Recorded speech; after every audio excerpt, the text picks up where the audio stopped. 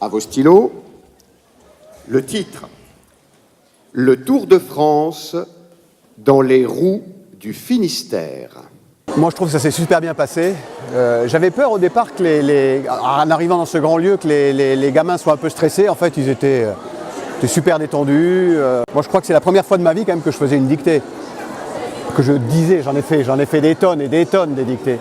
Et là, donc, c'était un petit clin d'œil, c'était marrant.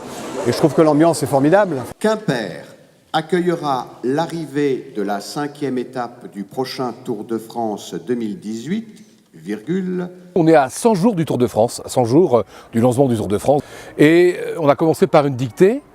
Les enfants sont prescripteurs souvent, pour dire à leurs parents, tiens, le Tour de France bientôt vient à Quimper, il faudra qu'on y songe, il faudra qu'on y passe. Et je trouve que la dictée est une bonne chose parce que le Tour de France fait partie du patrimoine de la France.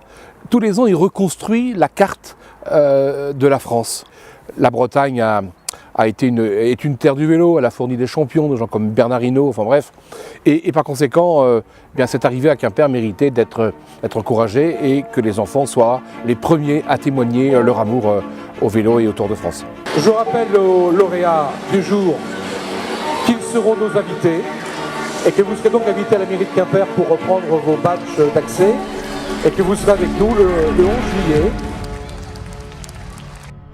Le vélo, bien sûr. Et j'aime bien aussi les Français. Romain Bardet, surtout, moi je l'aime bien. J'ai hâte qu'il passe à Quimper, donc du coup, j'irai voir en tout cas. Je suis contente d'avoir gagné parce que du coup, je vais pouvoir aller dans les coulisses du Tour de France à l'arrivée à Quimper. Et du coup, je vais pouvoir voir les coureurs de plus près et puis faire la fête.